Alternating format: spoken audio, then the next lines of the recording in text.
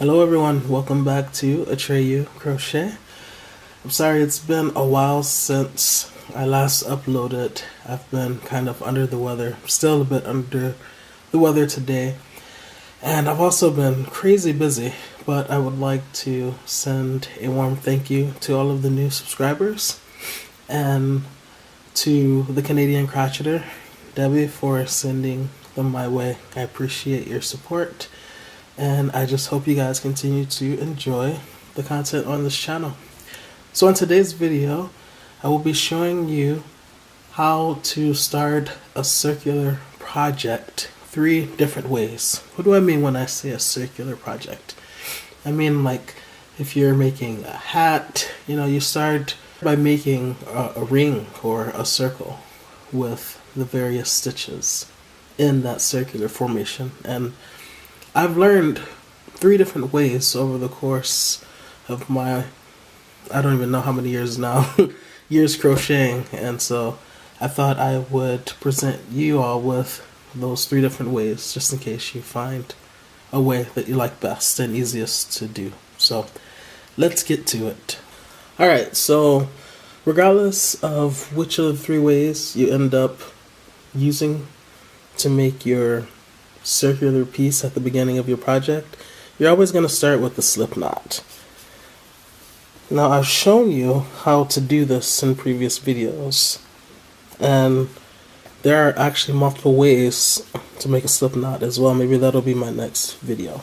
Okay, so we're going to start out by chaining 5. 1, 2, 3, 4, and 5. Okay, now we are going to slip stitch back into this first chain. I should mention that this is the very first way that I learned how to make a ring. Okay, so I get that tail out of the way, get it behind, and then I slip stitch through the chain and then through the remaining loop on the hook, and now I chain 3. 1, 2, 3. Depending on the pattern, this chain 3 could count as one of the total stitches that you're going to put in this ring, or it may not. It just depends on the pattern. So say I want a total of 10 stitches in this ring, and I'm counting this chain 3 as one of them. That means I have 9 more, and we're going to use double crochet. 9 more double crochets to create and to put in this ring. So yarn over, like always, go into the center of the ring, yarn over, pull through to the front, yarn over, go through 2, 1, 2, yarn over, go through 2, 1, 2, yarn over, go back into the center of the ring, yarn over, go through 2, yarn over, go through 2, yarn over, go back into the center of the ring, yarn over, pull through the front, yarn over, go through 2, yarn over, go through 2. Okay, so we've just crocheted 1, 2, 3 double crochets, and remember this chain 3 is going to count as a double crochet, so we have a total of 4 stitches. We want a total of 10 stitches, so we have 4, so we need to make 6 more double crochets. Alright, so we'll just continue putting double crochets into the ring. 2, 3, 4, 5, and 6. Alright, now I want to double check to make sure that I have 10 stitches. So this chain 3 counts as 1, and then 2, 3, 4, 5, 6, 7, 8, 9, 10. Now that I have 10 stitches, I can slip stitch into this chain 3. Some people slip stitch into the top chain, some people slip stitch into that middle chain. I like to slip stitch into the middle chain. And now we have a ring. So I will chain 1 now cut the yarn and fasten off, okay? So this is one way to make a ring. This is the very first way that I learned, okay? Chain out 5, slip stitch, chain 3, and then add the double crochets into the ring. Let me show you the second way. So, just as before, we're going to start with the slip knot. Pull this one over that, pull up, insert your hook, and tighten. Now this time, instead of chaining 5, we're going to chain 4. 1, 2, 3, and 4.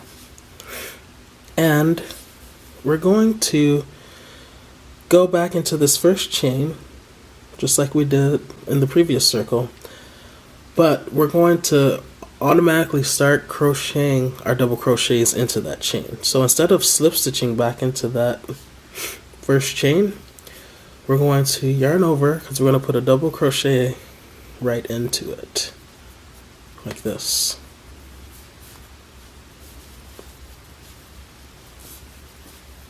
Okay, so we chained out 4, which means there are 3 chains left right here. This chain 3 is going to count as a double crochet. And then we just crocheted 1. So right now we have 2 stitches. We still want 10. So we're going to yarn over and put another double crochet back into that same chain that we just made the previous double crochet into, that first chain, okay? And as you continue to add more stitches to that same chain, the chain will open up and make a way for them all to fit. So you see, we're just utilizing that one very beginning chain to add all of our double crochet stitches into. And as you continue to add the chain, as you continue to add the double crochets, it gets circular. When I first learned this way of doing it, I thought, wow, that's really cool, because I would have never thought about doing it that way. So let me count how many stitches I have so far. 1, 2, 3, 4, 5, 6. And I want 10, so I'm going to make 4 more. 1, 2, 3, and 4. Okay? 1, 2, 3, 4, 5, 6, 7, 8, 9, and 10. Now, just like the last time, we're going to slip stitch. I'll slip stitch into that second chain up.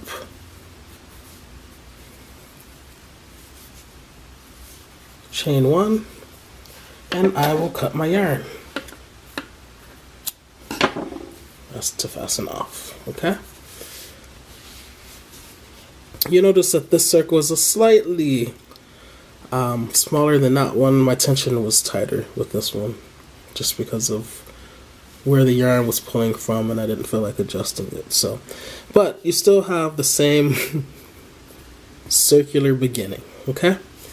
So these are 2 of the 3 ways to start a circular project.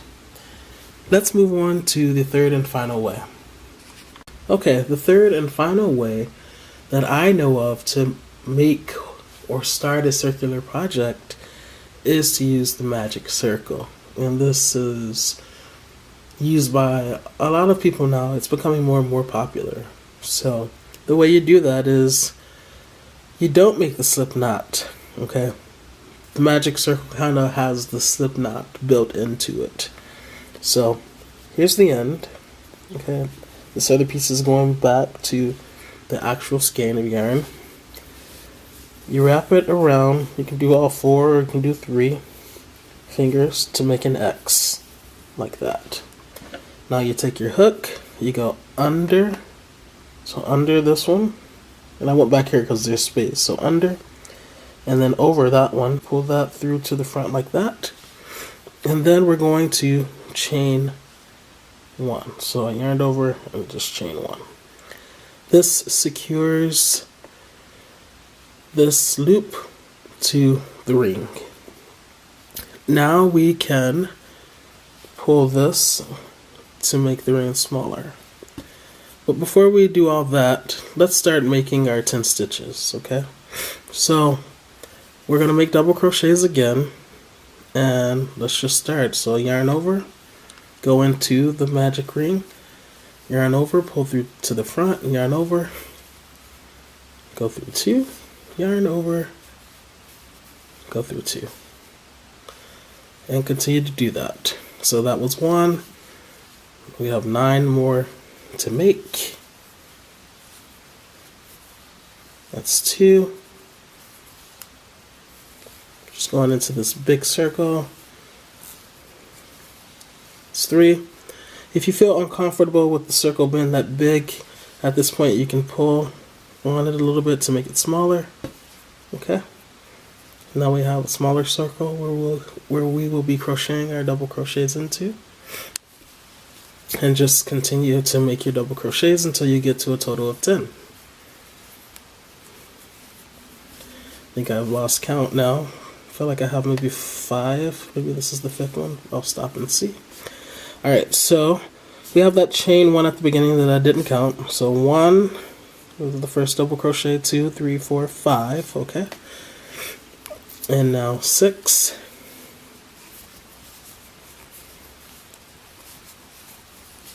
7.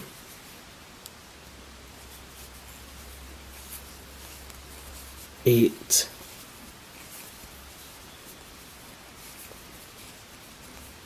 9. And 10.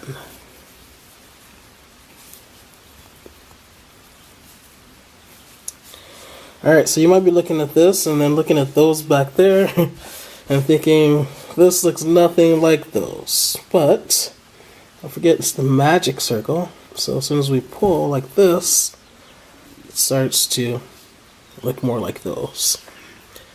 And in this case, you can slip stitch into the first double crochet. You could have chained 3 instead of just chaining 1 to secure it to the loop. You could have chained 3 and slip stitched into the second chain up like you did in the others. Since I didn't chain 3, I'm going to slip stitch into the first double crochet there, like that. And now I'll chain 1, cut my yarn, pull and fasten off. Okay, and this is the same thing except for it's using the magic circle. So let's look at each of these.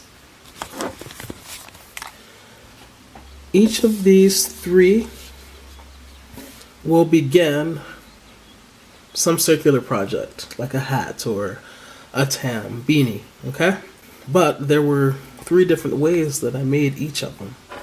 In the first case, I chained out 5 and I slip stitched into the first chain to connect it and form a ring. Then I chained 3, which ended up counting as one of the 10 stitches for that ring. So I chained 3 and then I crocheted 9 double crochets. And then I slip stitched into the second chain up of that initial chain 3 of that round. So then we have this second one, which entailed me not chaining out 5 to start, but chaining out 4 to start. Now, there's a bit of an explanation that goes with that. The reason I didn't chain out 5 is because I knew that I would be putting my double crochets in that very first chain. If I had chained out 5, and then I started using or utilizing that first chain, then that would have left me with 4 chain stitches, right? And in this case, the remaining chain stitches, that counts as one of the stitches. So we don't normally use 4 chain stitches to equate to 1 double crochet. It's more common that you use 2 chains or 3 chains. I grew up learning and using 3 chains to count as 1 double crochet. you know, the height of 3 chains is comparable to the height of 1 double crochet, or double crochet period. Which is why over here, after I slip stitched, I chain 3. Okay, but getting back to this, so because I didn't want a surplus of 4 stitches after I put my first double crochet into that very first chain that I made, I only chained 4, right? With 4 chains, 1, 2, 3, 4. If I double crochet back into that very first chain there, that leaves 3 chains, which is the equivalent of 1 double crochet. So with this method, instead of slip stitching into the first chain and forming a ring, by putting my double crochets into that first chain, that one first chain acted as the small ring, okay? So I put all 9 double crochets, I crocheted 9 double crochets into that first initial chain. And then I slip stitched into the second chain up of that initial chain 3, okay? And I got a circle. With this third and final way, I use the magic circle, and already it just has a neater look, right? It's tighter. We could actually control better the closeness of the stitches, the size of the remaining hole after you've crocheted all of your double crochets into the ring. Remember when we pulled the tail to tighten it? Just gives it a much neater look, versus over here there's a slight hole, and over here there's a slight hole, okay? And remember, in this one the tension was tighter. This hole could be smaller if my tension had been tighter, but I really liked how just by pulling it, by using the magic circle, it just gives it a nice, neater, clean look, in my opinion. So depending on which of these 3 approaches resonates best with you, you can decide which one is for you. But I wanted to make a tutorial showing you how to make each of them so you can learn and figure out which one you prefer best, and then you can utilize that. There's nothing like watching maybe a YouTube video where someone starts out and they're like, okay, we're going to be starting with the magic circle, and you don't know how to make the magic circle. And maybe their tutorial of how to do it doesn't really help you, or maybe they're going too fast because they assume that you already know how to make the magic circle. So then you have to stop and find other tutorials on how to make the magic circle, and then go back to that video, and it's just a mess. So I wanted to make a video showing you 3 different ways that you can make these circular projects. I really thought the second way was cool, by utilizing that first chain. I had never seen that before until recently. And, obviously the magic circle is cool. And this one will forever have a special place in my heart, because this is how I was initially taught how many ever years ago. So, I don't know. The choice is up to you. Alright, that is it for today's video. I do hope you enjoyed it. And, yeah, I'm going to try to get some rest so that I can feel better. And hopefully I will see you with another video very soon. Happy crocheting!